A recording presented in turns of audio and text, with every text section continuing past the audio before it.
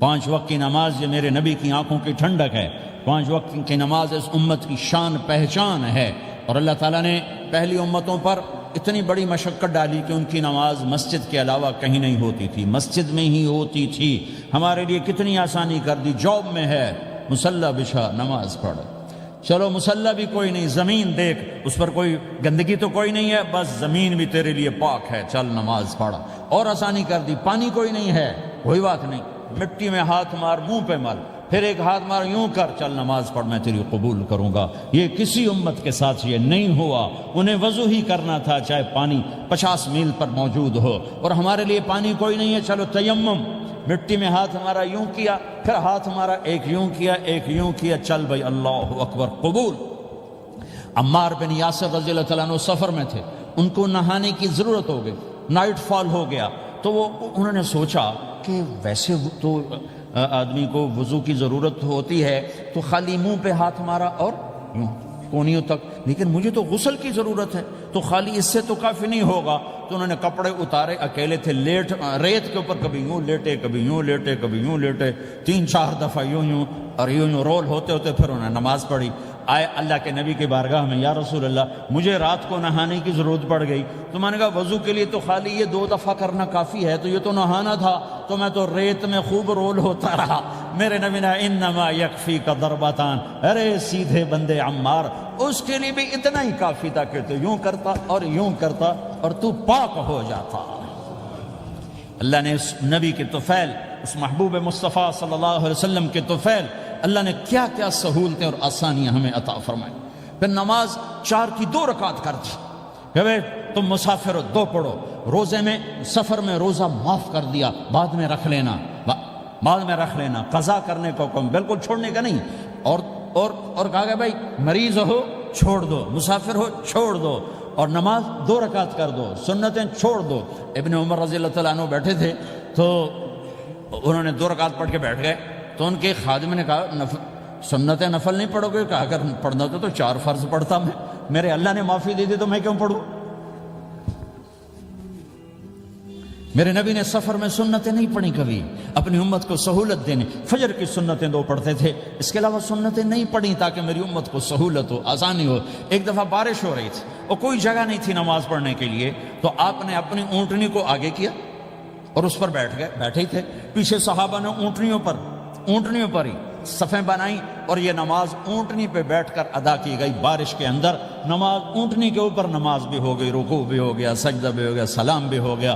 پہلی امتوں کے لیے نہیں تھا، سجدہ ہی کرنا پڑے گا۔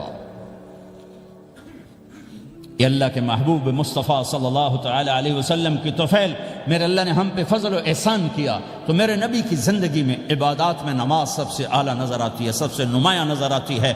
اور پھر بازار میں، گھر میں، دفتر میں، ماحول میں میرے نبی کے اخلاق، یہ زندگی کا دوسرا روشن پہلو ہے۔ میرے نبی کی ساری زندگی 2 لفظوں میں آتی ہے، عبادت اخلاق، عبادت اخلاق، یا 2 اور لفظ، حقوق اللہ حقوق العباد، حقوق اللہ حقوق العباد۔ حقوق اللہ میں نماز سب سے اعلیٰ، اور حقوق العباد میں لوگوں کی برداشت کرنا، لوگوں سے درگزر کرنا، معاف کرنا، جھوٹ سے بچنا، دھوکے سے بچنا۔ میرے نبی سے پوچھا گیا یا رسول اللہ مسلمان کنجوس ہو سکتا ہے؟ ہم نے کہا ہو سکتا ہے۔ یا رسول اللہ مسلمان کمزور ہو سکتا ہے، بزدل ہو سکتا ہے، ڈرپوک ہو سکتا ہے؟ آپ نے کہا ہو سکتا ہے۔ یا رسول اللہ مسلمان جھوٹ بول سکتا ہے؟ آپ نے کہا نہیں، جھوٹ نہیں بول سکتا، جھوٹ نہیں بول سکتا۔ ہاں، الا لعنت اللہ علی الکاذبین، جھوٹوں پہ اللہ کی لعنت۔ اس لعنت کے ساتھ 400 پاؤنڈ بچا لیے، 4000 بچا لیے، 4 ملین بچا لیے، 4 بلین بچا لیے، 4 ٹریلین بچا لیے، ساری دنیا کو بچا لیا، اور اوپر اللہ کی لعنت پڑی تو اللہ کی قسم گھاٹے کا سودا ہے۔ اور سچے ہو گئے، سچ بولا، یہ میں 100 پاؤنڈ کماتا ہوں، لے لو جو لینا ہے اس میں سے، یہ میں 1000 پاؤنڈ کماتا ہوں، لے لو جو لینا ہے، یہ میں 50,000 پاؤنڈ کماتا ہوں، لے لو جو لینا ہے۔ کہ مسلمان کی زبان سے جھوٹ نہیں نکلتا، سچ ہی بولتا ہے۔ آپ تشریف لے جا رہے ہیں، ایک آواز ہے یا رسول اللہ، آپ نے یوں دیکھا، کوئی نظر نہیں آیا، پھر آواز ہے یا رسول اللہ، تو آپ نے دیکھا کہ ہرنی ڈیر چھوٹی وہ کھڑی ہوئی، رسی میں بندھی، تو آپ نے کہا کیا ہوا؟ کہا جی آپ کا صحابی مجھے پکڑ کے لایا ہے، میرے چھوٹے چھوٹے بچے بھوک سے رو رہے ہوں گے، آپ مجھے چھوڑ دیں، میں بچوں کو دودھ پلا کے واپس آ جاتا، مجھے پتا ہے میرے اللہ کی تقدیر میرے بارے میں کیا ہے۔ تو آپ نے کہا اگر تو واپس نہ آئی تو پھر تو اس نے کہا مجھے اللہ جہنم میں ڈال دے۔ آپ نے اس کی رسی کھول دی، خود وہیں بیٹھ گئے۔ اس نے دوڑ لگائی اور پہاڑوں میں گم ہو گیا۔ تھوڑی دیر کے بعد وہ دوڑتی ہوئی آئی اور آ کے سر یا رسول اللہ میں حاضر ہو گیا۔ تو آپ نے اس کو باندھ کے وہیں آپ بیٹھ گئے نہیں۔ دیر کے بعد وہ صحابی آئے جنہوں نے اس کو شکار کیا تھا، پکڑا تھا، تو کہنے لگے، ان کا یا رسول اللہ آپ یہاں کیسے؟ کہا میں ایک درخواست لے کر آیا ہوں۔ کہا کیا؟ کہ یہ ہرنی مجھے ہدیہ کر دو۔ کہا یا رسول اللہ سب کچھ آپ کا ہے، کہنے بس یہ ہدیہ کر دو۔ یا رسول اللہ حاضر۔ تو آپ نے اس کو لے کر رسی اس کی گردن سے نکالی کہ جا بچی اپنے بچوں کے پاس جا کے خوشی منا، سچ نجات دیتا ہے اور جھوٹ ہلاک کرتا ہے۔ ایک ہرنی جان کی بازی کھیل گئی سچ بولنے کے لیے، تم چند پونڈوں پہ جھوٹ بولتے ہو، ایمان کو برباد کر کے رکھ دیتے ہو۔ مسلمان جھوٹ نہیں بولتا، مسلمان دھوکہ نہیں دیتا، مسلمان کی زبان سے سخت بول نہیں نکلتا، کسی کو بے عزت نہیں کرتا، کسی کو کی بے اکرامی نہیں کرتا، کسی کا دل نہیں توڑتا، کسی کو ذلیل نہیں کرتا، خود سہتا ہے، اوروں کو خوشیاں دیتا ہے، خود دکھ سہتا ہے، اوروں کو راحت دیتا ہے، خود تکلیف سہتا ہے۔ یہ میرے نبی کے اخلاق ہیں، یہ میرے نبی کی زندگی ہے، اور یہ اسلام کا سب سے بڑا چیپٹر ہے اور سب سے مشکل چیپٹر ہے۔ جب میرے نبی نے لمبی نمازیں پڑھی تو اللہ نے روک دیا کہ میرے حبیب ما انزلنا علیک القرآن لتشقى، اتنی لمبی نماز نہ پڑھ کے تو تھک جائے۔ میرے نبی نے تبلیغ میں زور دکھایا تو اللہ نے روک دیا، فلتذهب نفسك علیہم حسرات، میرے نبی اتنا غم نہ کر کے آپ خود ہی آہیں بھرتے بھرتے آپ مر جائیں۔ میرے نبی نے مال سارا خرچ کیا، اللہ نے اس سے بھی روک دیا، ولا تبسطها كل البسط فتقعد ملوما محسورا، اتنا خرچ نہ کریں کہ آپ خود پھر دکھی ہو کے بیٹھ جائیں۔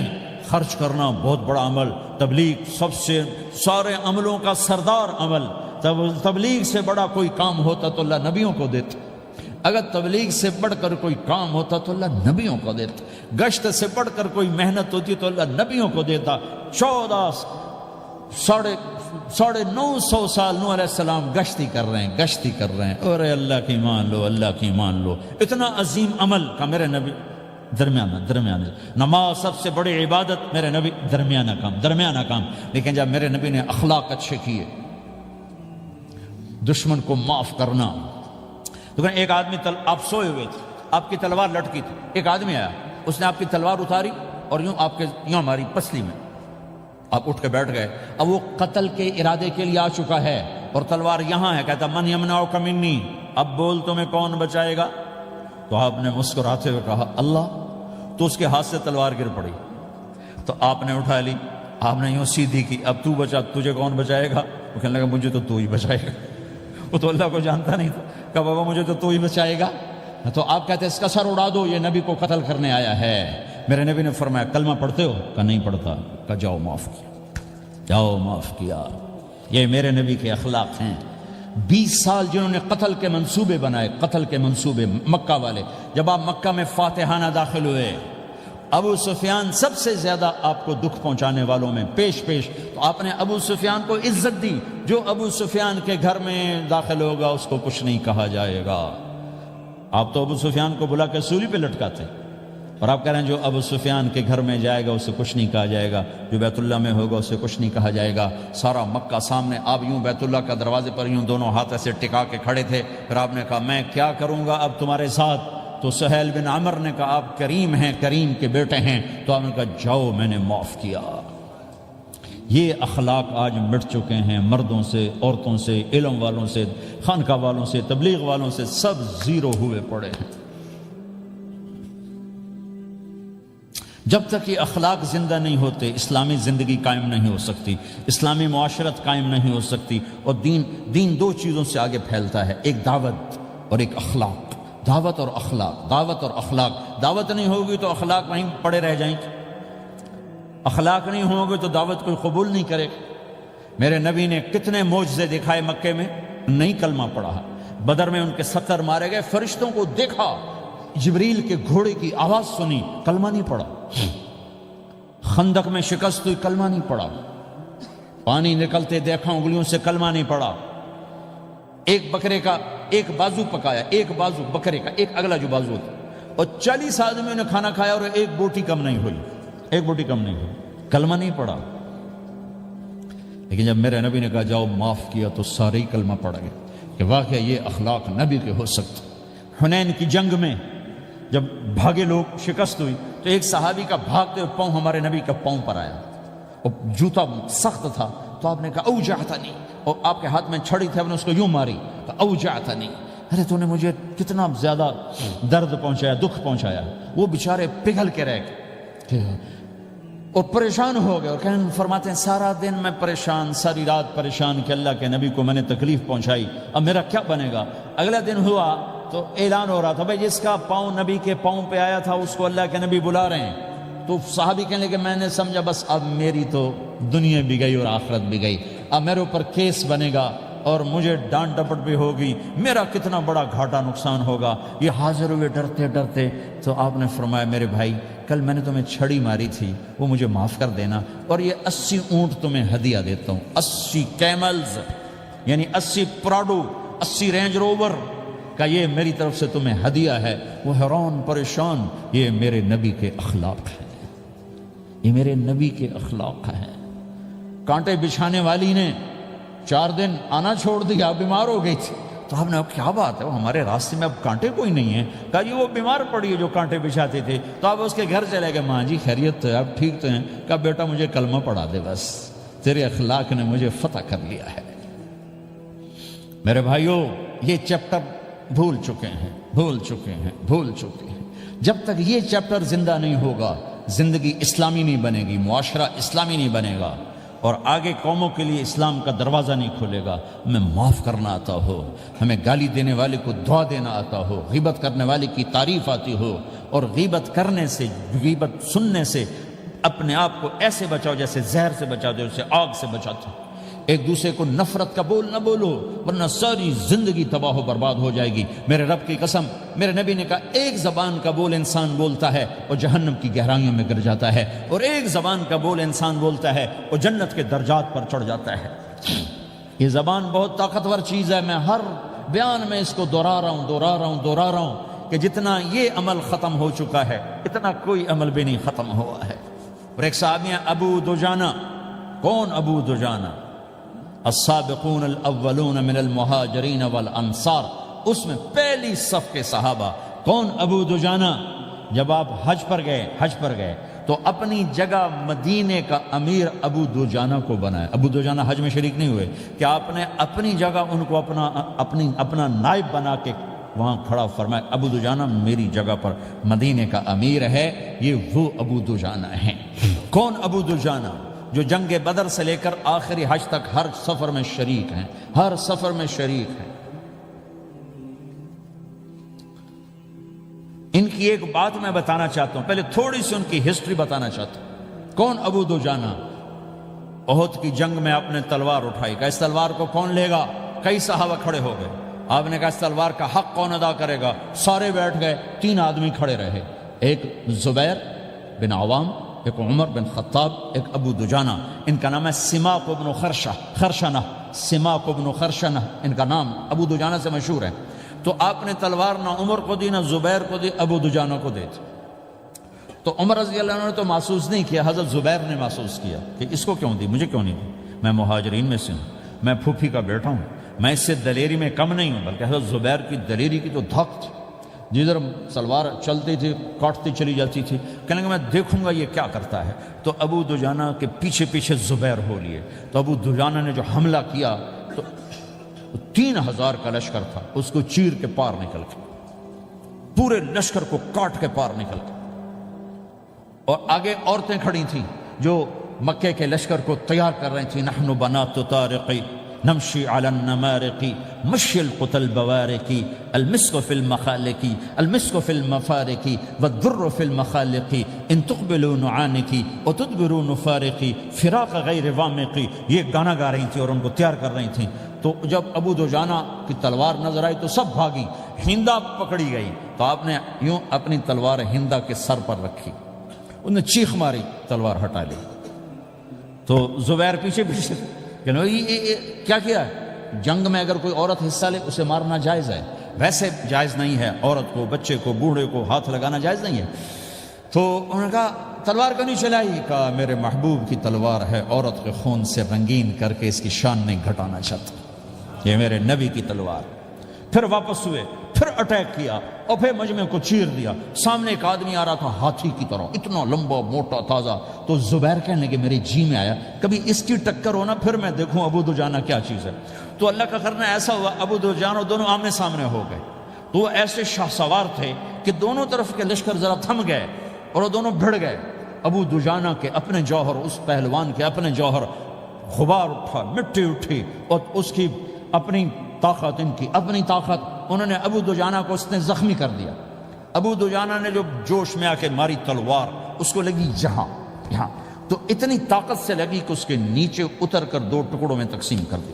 یوں ماری تو ایک حصہ ادھر ایک حصہ، پھر یوں دیکھا اور اپنے چہرے سے لوہے کی ٹوپی اتاری، اما ترا انا ابو دجانہ، کیا دیکھ رہے ہو؟ میں ہوں ابو دجانہ، تلوار صحیح لی ہے میں نے، غلط نہیں لی، یہ ابو دجانہ ہیں۔ اور جب شکست ہو گئی احد کی جنگ میں، اور پھر 10-12 آدمی نے آپ کو گھیرے میں لیا ہوا تھا، ان میں ایک ابو بکر تھے، عمر تھے، علی تھے، طلحہ تھے، زبیر تھے، سعد بن ابی وقاص تھے، اور سہل بن حنیف تھے، عبادہ قتادہ بن نعمان تھے، اور ابو دجانہ تھے رضی اللہ تعالی عنہم، ان میں سے ایک ابو دجانہ بھی تھے۔ اور یمامہ کی جنگ میں ابو دجانہ شہید ہوئے، یمامہ کی جنگ میں شہید ہوئے۔ یہ ابو دجانہ کی تھوڑی سی سیرت آپ کے سامنے آئی ہے۔ اس کے بعد اب آپ ان کے قول کو سنو تاکہ اس کا وزن آپ کے سامنے آئے۔ یہ بدر کے شریک ہیں، اللہ کے نبی نے کہا بدر کا صحابی جو مرضی کرے بخشا گیا۔ یہ صلح حدیبیہ کے شریک ہیں، اللہ نے قرآن میں کہا لقد رضی اللہ، میں ان سے راضی ہو گیا۔ یہ صحابی ہیں، اللہ نے کہا کلا وعد اللہ الحسنی، اے میرا نبی تیرے ہر صحابی کے لیے جنت کا وعدہ ہے۔ اور اب یہ کیا کہتے ہیں؟ یہ کیا کہتے ہیں؟ لوگو ان ارجع عملی عند، لوگو میرے پاس، ابو دجانہ میرے پاس بخشش کا سب سے بڑا عمل جانتے ہو کیا ہے؟ بدر نہیں، احد نہیں، حدیبیہ نہیں، خندق نہیں، خیبر نہیں، فتح مکہ نہیں، آخری حج نہیں، کیا ہے؟ کیا ہے؟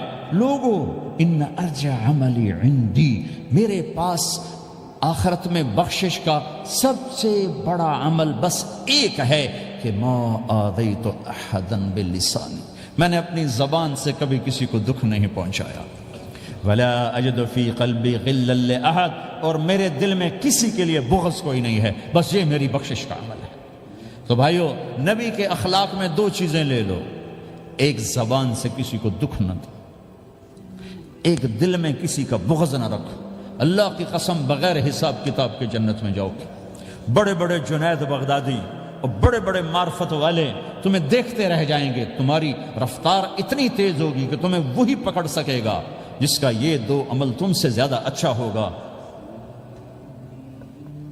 جس روڈ پہ رش ہوتا آپ وہاں سے گاڑی ہٹا لیتے ہو، ادھر نہیں جانا، ادھر رش ہے، وہ سائن وغیرہ آپ کو آ جاتے ہیں کہ ادھر بلاک ہے، ادھر نہیں جانا، ادھر جانا ہے۔ تو جہاں روڈ پہ رش ہوتا ہے تو قیمتی سے قیمتی گاڑی کی رفتار بھی آہستہ ہو جاتی ہے، اور جہاں روڈ خالی ہوتا ہے تو پرانی گاڑی بھی بھاگے جا رہی ہوتی ہے۔ ہمارے یہاں پرانی گاڑی ہوتی ہے نا، پرانی بسوں کے پیچھے لکھا ہوتا ہے نہ انجن کی خوبی نہ ڈرائیور کا کمال، خدا کے سہارے چلی جا رہی ہے۔